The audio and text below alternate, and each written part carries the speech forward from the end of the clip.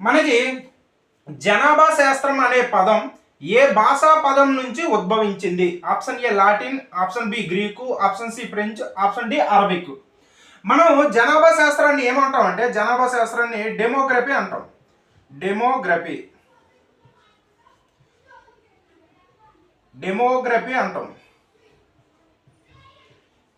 జనాభా శాస్త్రాన్ని మనం డెమోగ్రఫీ అంటాం. ఈ డెమోగ్రఫీ అనేటటువంటి ఈ పదం ఆంగ్ల పదం. ఇది ఈ డెమోగ్రఫీ అనేటటువంటి ఈ ఆంగ్ల పదం రెండు పదాల నుంచి ఉద్భవించింది. అవి ఏంటంటే డెమోస్ అనగా ప్రజలు, డెమోస్ అనగా ప్రజలు. అదేవిధంగా గ్రఫీ అనగా రాయుట లేదా గీయుట